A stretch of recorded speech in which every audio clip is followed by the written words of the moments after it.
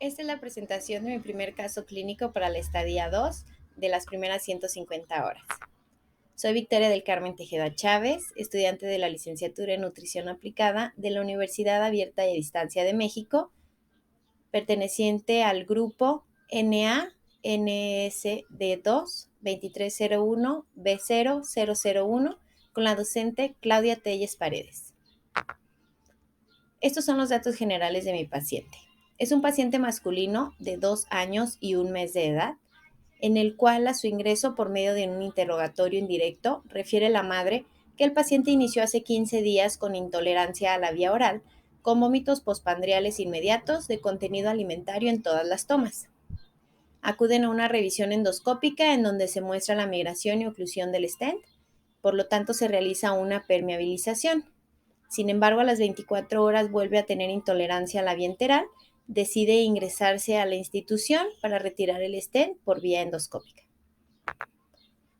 En los antecedentes familiares de mi paciente encontramos que su madre tiene 25 años de edad, está integrada al núcleo familiar, es ama de casa, ella es originaria y residente de Culiacán, no tiene patologías conocidas, su hemotipo es A positivo y tuvo una gesta con un parto, 0 cesáreas y 0 abortos.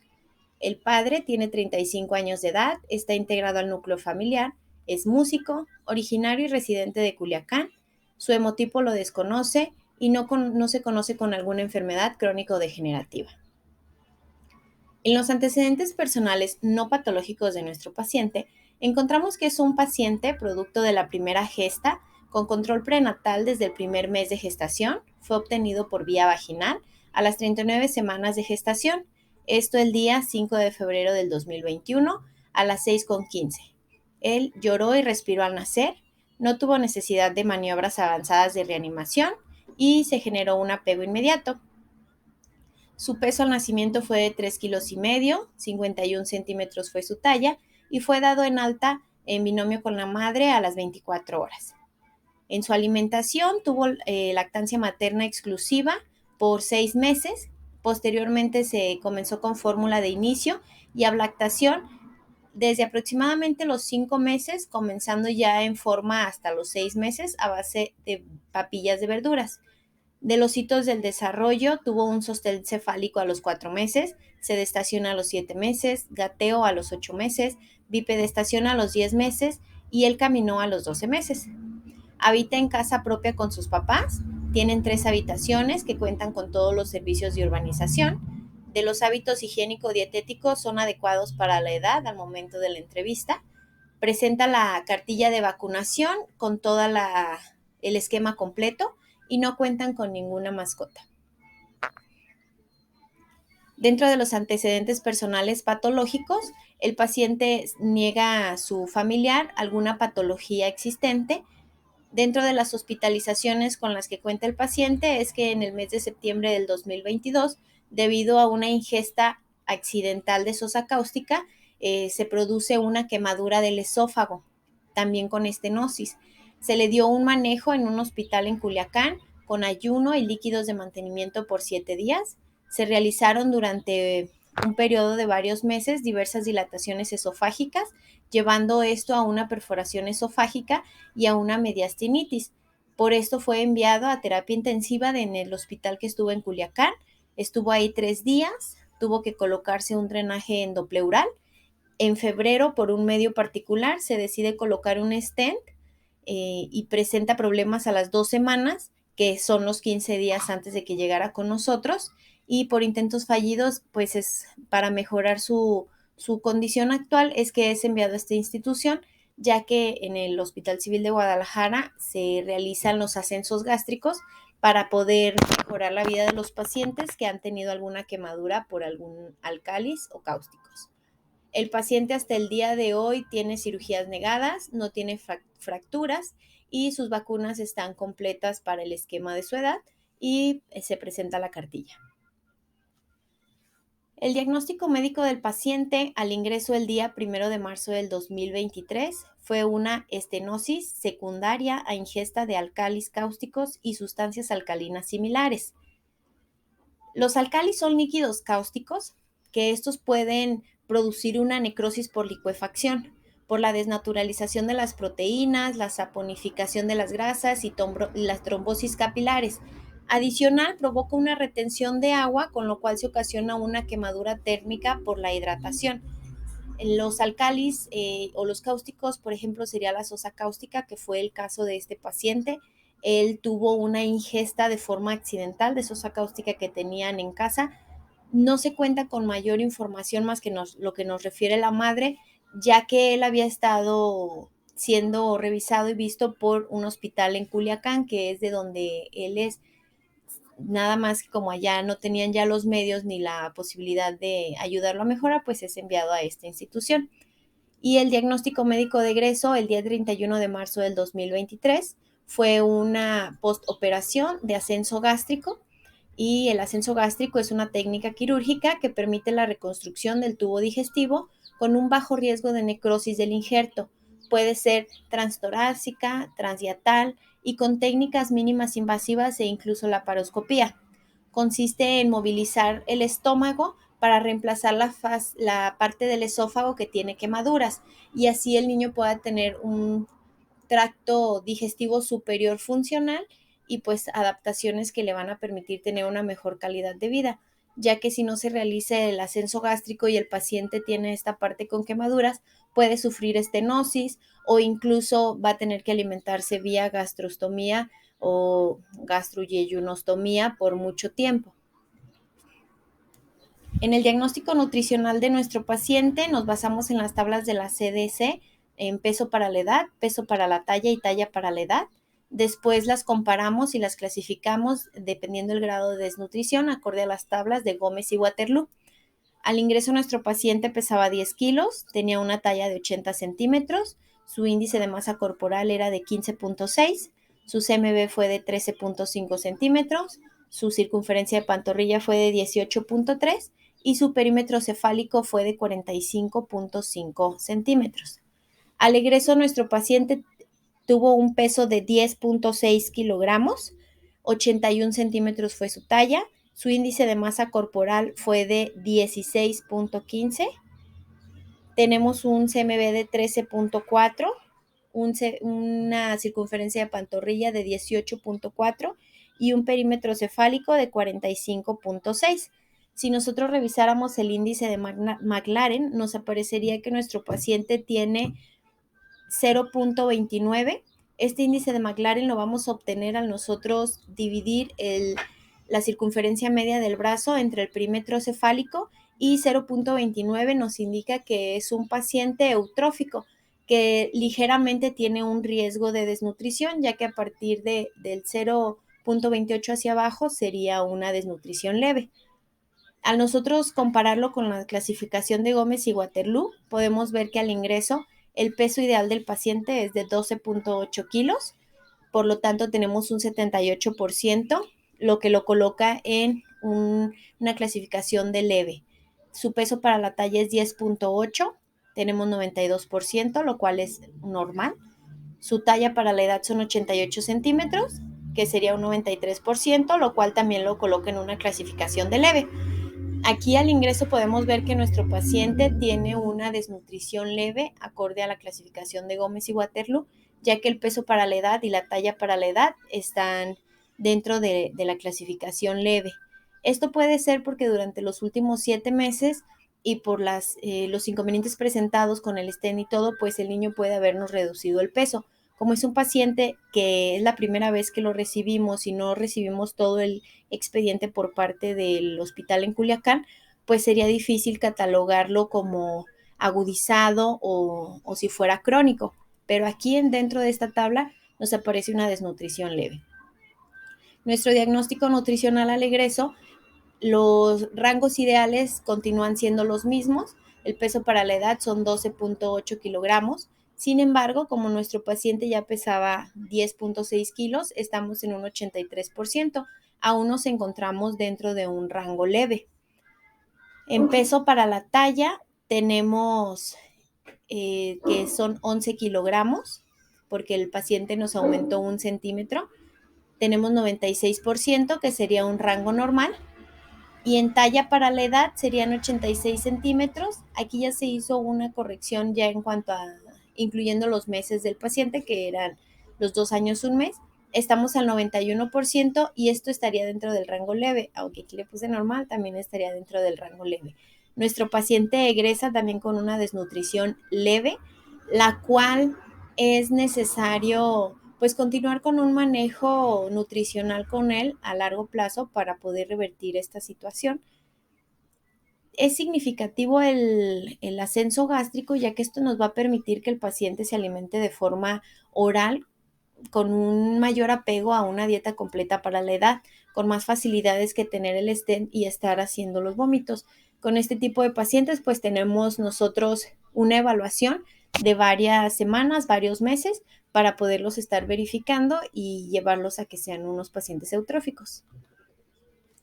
En sus estudios de laboratorio tenemos, pues estos fueron al ingreso, biometría hemática, leucocitos, linfocitos, neutrófilos, hematocrito, plaquetas, su glucosa sanguínea, urea, creatinina, albúmina, fosfato, calcio, cloro, potasio y sodio.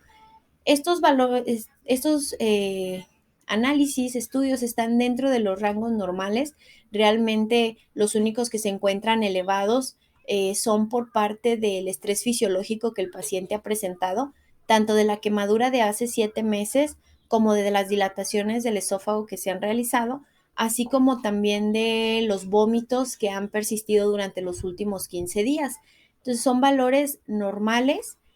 Por ejemplo, en la creatinina está un valor ligeramente bajo, pero para la edad nos habla de que tiene una dieta baja en proteínas. Esto también puede estar relacionado junto con los vómitos que ha estado presentando.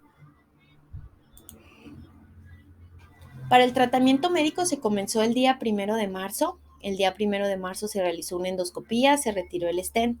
El paciente el día 3 de marzo presentó una fiebre de 38.7 grados centígrados, para lo cual los médicos tomaron cultivos y laboratoriales y se reportó una leucocitosis elevada y también la procalcitonina.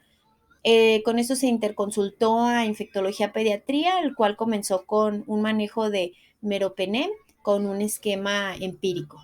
Para el día 8 de marzo, que fue 5 días después, salió positivo el cultivo para Acinetobacter baumannii complex sensible. Por esto se inicia un esquema de antibiótico con piperaciclina, con tazobactam, y es trasladado al piso número 10, que es el piso de infecto, y estuvo aquí del 8 de marzo al 15 de marzo, que pasó a la cirugía. El día 15 de marzo se realiza su ascenso gástrico por parte del equipo de cirugía pediatría. El paciente ingresa a la unidad de terapia intensiva pediátrica, esto por la naturaleza propia de la operación. Al ser una cirugía tan complicada, pues tienen muchos riesgos y es necesario tener una vigilancia estrecha del paciente. Entonces es por esto que se realiza así.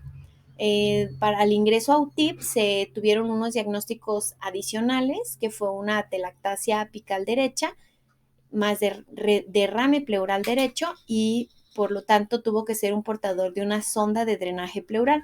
Una atelactasia apical derecha quiere decir que en la parte baja de su pulmón, de la parte derecha, pues tenía ahí un líquido extraño que era como un derrame pleural propio de la manipulación de la cirugía.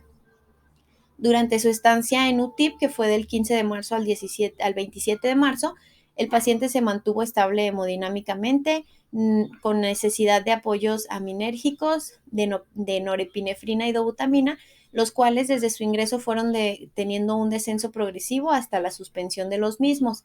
El paciente llegó orointubado con ventilación mecánica, presentó más bien una extubación electiva el día 16 de marzo, la cual no fue exitosa. El paciente tenía muchos inconvenientes, de hecho me tocó estar en ese momento, y el paciente estaba desaturando y no lograba hacer la compensación al volver a utilizar todos sus músculos accesorios para la respiración.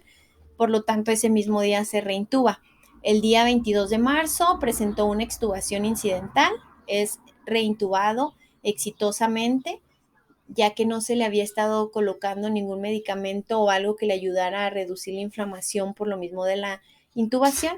Entonces Se comenzó con un esquema de dexametasona en ese momento para poder extubarlo electivamente después. Se retira por parte del servicio de cirugía pediatría el DREN endopleural y se toma una radiografía de tórax en la cual se observa el derrame pleural, pero pues ya se vuelve a colocar otro drenaje pleural, se hace una endoscopía, con lo cual se reporta que la anastomosis del ascenso gástrico había estado excelente, que tenía una buena apariencia, que no había fugas, entonces ya se le permite al equipo médico pues realizar una extubación sin ningún problema. El día 23 de marzo electivamente se extuba al paciente, este día ya tuvo una buena tolerancia, presenta necesidad de apoyo ventilatorio mediante un dispositivo de alto flujo, el cual poco a poco se fue de forma progresiva haciendo el descenso de su uso.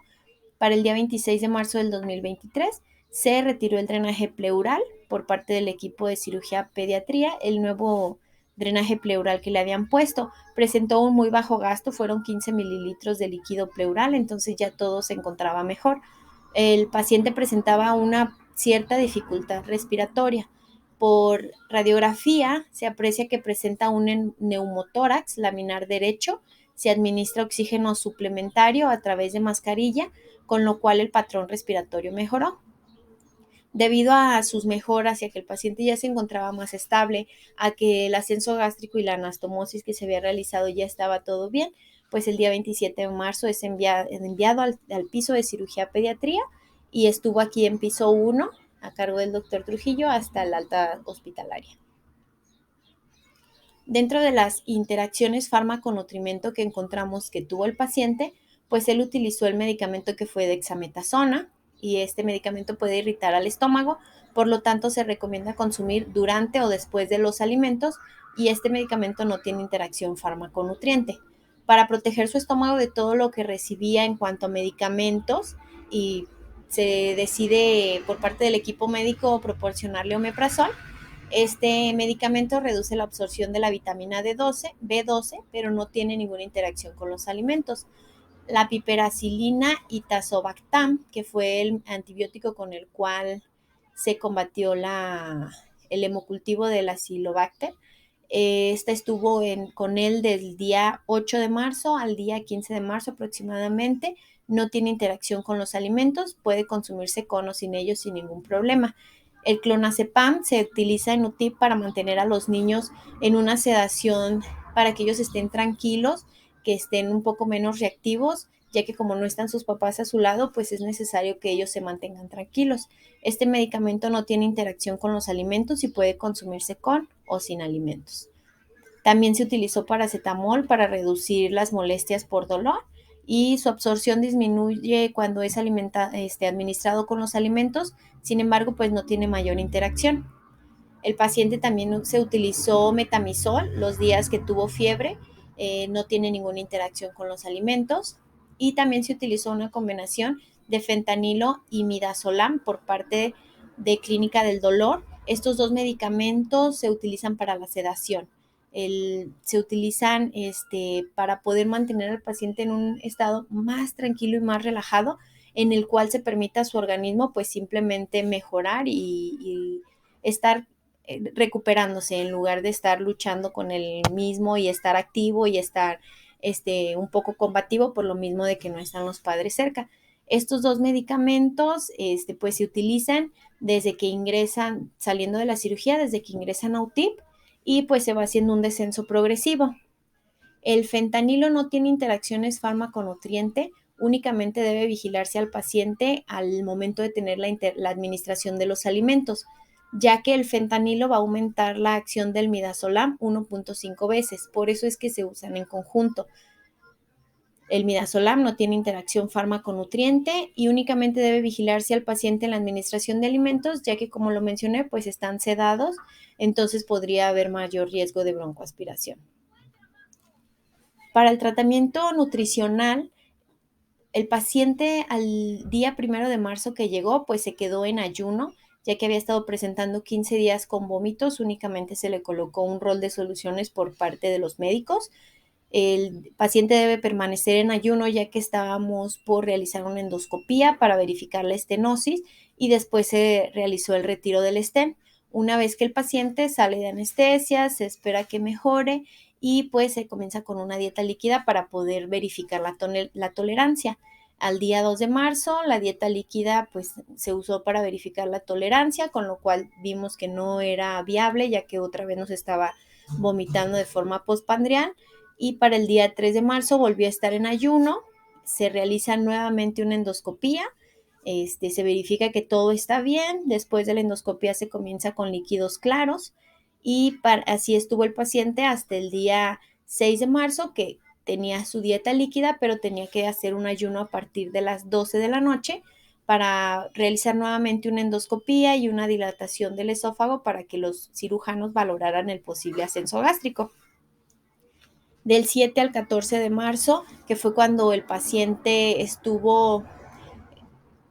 se resolvió lo de su hemocultivo y se supo que tenía una bacteria y el paciente tenía que pasar al piso de infectología, pues se tuvo una dieta líquida con un complemento nutricional con una fórmula polimérica a base de un alimento, de un complemento que se llama BIN, que es el que tenemos en el hospital, con el cual se cubrían sus requerimientos nutricionales.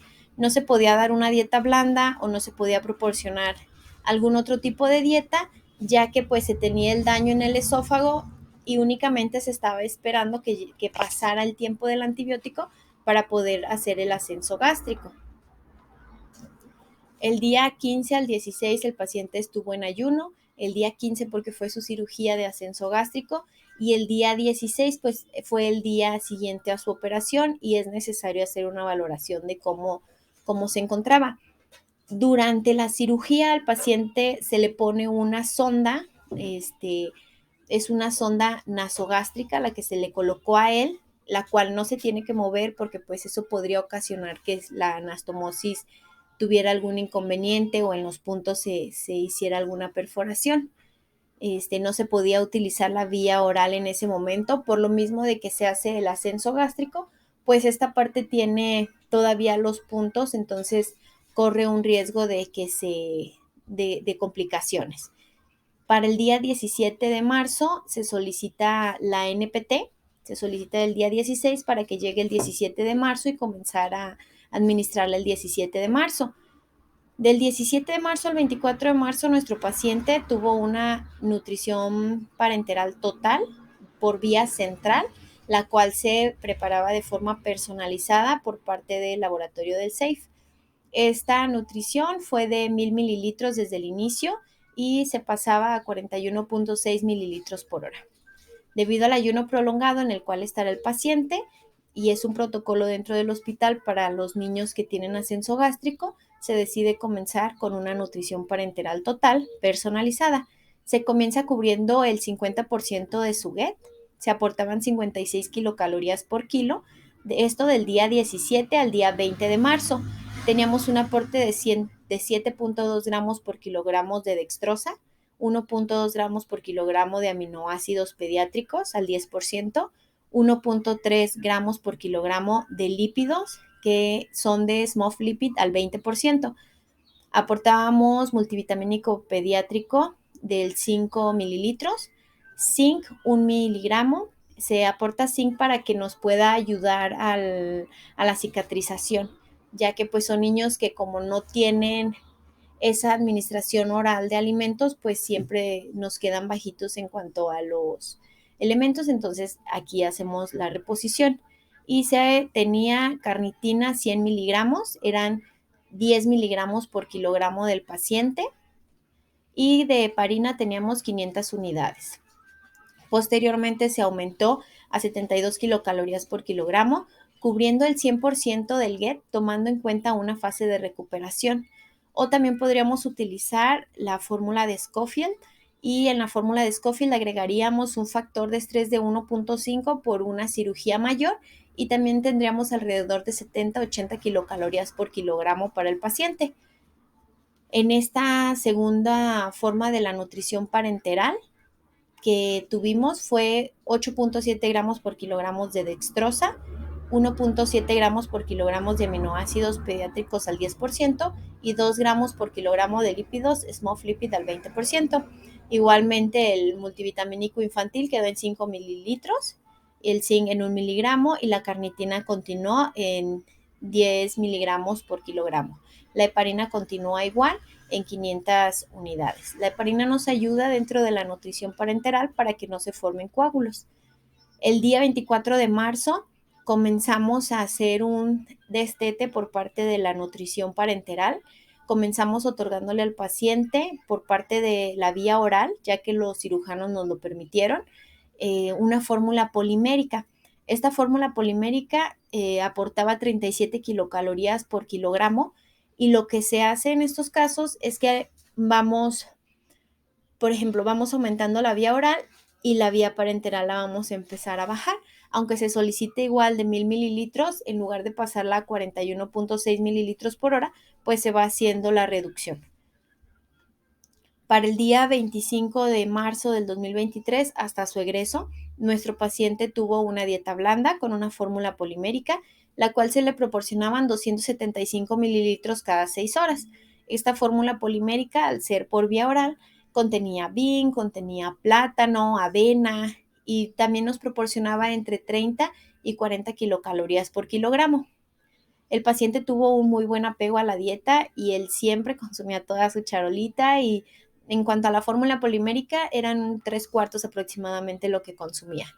Durante el fin de semana previo del 24 de marzo se estuvo destetando la NPT como les mencionaba y debido a la tolerancia el día 25 de marzo pudo ser progresado a dieta blanda y ya no requerir la NPT. Se le proporcionó esta fórmula polimérica, el cual tenía un consumo del 100% del GET. Tenía buena aceptación, buena tolerancia, había evacuaciones presentes y no teníamos problemas para deglutir. En la evolución médica del paciente encontramos que en septiembre tuvo la quemadura del esófago por los cáusticos. El 23 de febrero se le colocó un stent esofágico después de que en los meses previos se hubieran hecho diversas dilataciones en el hospital particular de Culiacán. El 1 de marzo se tuvo que retirar el stent. El 3 de marzo se interconsulta a infectopediatría. 8 de marzo da positivo para Acinetobacter baumannii complex sensible. Por lo tanto, se traslada al piso de infectología y comienza con su tratamiento de antibiótico. El 15 de marzo se realiza el ascenso gástrico y finalizando la cirugía, pasa a UTIP con diagnósticos adicionales de atelectasia apical derecha, derrame pleural derecho y era portador de sonda de drenaje pleural. El 22 de marzo, mediante una endoscopía, se demuestra que la anastomosis tiene una buena apariencia, por lo tanto se nos da acceso a la vía oral. 23 de marzo se logra extubar después de 2 intentos fallidos. El 26 se retira el drenaje pleural por parte de cirugía y presenta una dificultad respiratoria, por lo tanto necesita un dispositivo de alto flujo, del cual poco a poco se fue destetando. Para el 27 de marzo se envía al piso de cirugía pediátrica debido a la mejoría y el 31 de marzo, por su óptima mejoría, se decide dar de alta. Dentro de la evolución nutricional del paciente, encontramos que cuando a su ingreso, el 1 de marzo, tuvo un ayuno, 2 de marzo tuvo una dieta líquida para evidenciar la tolerancia y verificar si ya no presentaba vómitos postpandriales. El 3 de marzo tuvo ayuno por una endoscopia nuevamente. El 6 de marzo tuvo dieta líquida y tenía ayuno a partir de las 12 horas de la noche, debido a que se le iba a hacer una dilatación y otra broncoscopía. Del 7 de marzo al 14 de marzo, el paciente estuvo en el traslado hacia el piso de infectopediatría, entonces tuvo dieta líquida más complemento con fórmula polimérica. Del 15 al 16 de marzo tuvo ayuno, del 17 al 24 de marzo tuvo su NPT, la cual fue poco a poco modificada en cuanto al aporte de nutrientes y a su vez fue haciéndose el destete entre el día 23 y 24 para lograr que al 25 de marzo hasta su egreso el paciente tuviera una dieta blanda con una fórmula polimérica cada 6 horas. En su plan de alta vamos a proporcionarle al paciente recomendaciones con una dieta blanda, la cual podrá ir progresando conforme se vaya evaluando la anastomosis y la la recuperación de su cirugía. Por lo regular, los niños posoperatorios de un ascenso gástrico van a estar regresando a las 3, 4 semanas y bajo indicación médica vamos a poder progresar en los alimentos, dependiendo los resultados que se tiene. Como al pequeño pues se le realiza el ascenso gástrico, su estómago queda aproximadamente en esta parte, entonces esta parte de aquí pues tiene suturas. El paciente no puede consumir alimentos que sean duros como tostadas, virote o alimentos que puedan llegar a dañar esas suturas porque pues entonces podría crearse a lo mejor alguna fístula, algún inconveniente con esto, con la cirugía y pues entonces llevarlo a mayores riesgos. El formato que se les da es el que está aquí, que son las recomendaciones de una dieta blanda. Aquí omitimos poner el nombre y la cama del paciente. Incluye una lista de alimentos que pueden ellos utilizar como equivalentes y así los cuidadores conozcan qué alimentos puede y cuáles no debe consumir. Es una dieta que estará evaluándose conforme va el proceso de curación. A las 3, 4 semanas lo volvemos a ver, volvemos a hacer una evaluación nutricional para saber cómo se encuentra el paciente, si logró subir de peso, el apego que tuvo a la dieta y pues realmente dentro de esta lista pues viene la lista de alimentos que no se les proporcione ningún irritante, ninguna situación que les pueda llegar a afectar en su garganta. Las recomendaciones generales tenemos que debe consumir agua natural, lavar y desinfectar frutas y verduras, tener higiene en la preparación de alimentos, realizar 3 comidas principales, 2 colaciones, tener horarios regulares de comida y evitar omitir alguna comida y evitar el comer mariscos y pescados crudos, ya que esto pues nos puede traer alguna bacteria. Pues estos son los folletos que tenemos a nuestra disposición. Asimismo, dejamos nuestro número telefónico a los padres o a los cuidadores para que cualquier duda pues nos puedan estar preguntando e incluso se nos avise cuando van a volver a asistir al servicio de cirugía pediátrica. Gracias.